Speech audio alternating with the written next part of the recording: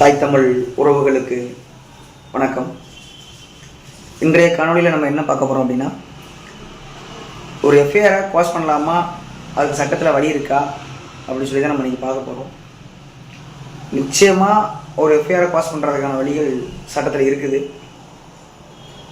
குற்றவியல் நடைமுறை சட்டம்னு சொல்லக்கூடிய அந்த சட்டத்தில் 482வது பிரிவில் ஒரு எஃப்ஐஆரை நம்ம உயர்நீதிமன்றத்தில் மனு தாக்கல் பண்ணி குவாஷ் பெட்டிஷன் போட்டு அதை குவாஷ் பண்ணிக்கலாம்.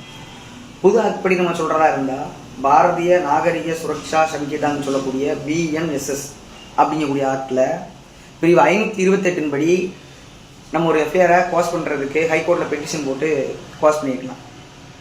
இந்த எஃப்ஐஆர் குவாஷ்காகவே சில படிநிலைகளை மாண்புமிகு உச்சநீதிமன்றம் உருவாக்கியிருக்கு. ஸ்டேட் ஆஃப் ஹரியானா எதிர் பஜன்லால் அப்படிங்கக்கூடிய ஒரு வழக்கில் தீர்ப்பின் வழியில் நின்று 7 படிநிலைகளை உச்சநீதிமன்றம் சொல்லியிருக்கு. இந்தந்த படிநிலைகள் இருந்தால் மட்டும்தான் இந்த எஃப்ஐஆரை குவாஷ் பண்ண முடியும் அப்படின்னு சொல்லியிருப்பாங்க. என்னென்ன அப்படின்னு பார்த்தோம்னா, முதல்ல ஒரு எஃப்ஐஆரில் போட்டிருக்கக்கூடிய குற்றம் நிரூபிக்கப்படாமல் இருக்கும். ஒரு எஃப்ஐஆரில் சொல்லியிருப்பாங்க, நான் காவல்துறை ரோந்து பண்ணிட்டு இருக்கும்போது அந்த இடத்துல அடிதடி நடந்துச்சு, அல்லது வேற ஏதாவது அடிதடி கூட வேண்டாம், போராட்டம் நடந்துச்சு, அந்த போராட்டத்தில் இன்னாரெல்லாம் இருந்தாங்க அப்படின்னு சொல்லி ஒரு எஃப்ஐஆர் போட்டிருப்பாங்க. பொதுமக்களுக்கு இடையூறு பண்ணாங்க அப்படின்னு சொல்லி ஒரு எஃப்ஐஆர் போட்டிருப்பாங்க.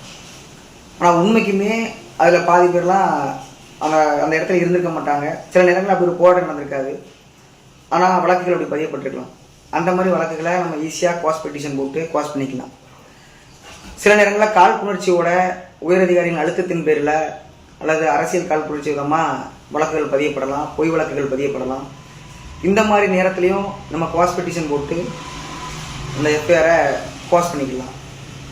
அது மட்டும் இல்லாமல் காக்னைசபிள் அஃபென்ஸ் சொல்லக்கூடிய கொலை குற்றம், கொள்ளை, அதுக்கப்புறம் பார்த்தீங்கன்னா பெண்களுக்கு எதிரான வழக்குகள், இந்த மாதிரி வழக்குகள்லாம் நம்ம குவாஷ் பண்ண முடியாது. காக்னைசபிள் அல்லாத வழக்குகளை வழக்கின் தன்மையை பொறுத்து நம்ம ஹைகோர்ட்டில் குவாஷ் பண்ணிக்கலாம். இது போன்ற படிநிலைகளை தான் இந்த வழக்கில் படிநிலைகளாக மாண்புமிகு உச்சநீதிமன்றம் கூறியிருக்குது. இந்த படிநிலைகளை பின்பற்றி தான் உயர்நீதிமன்றங்கள் எஃப்ஐஆரை குவாஷ் பண்ணுறாங்க.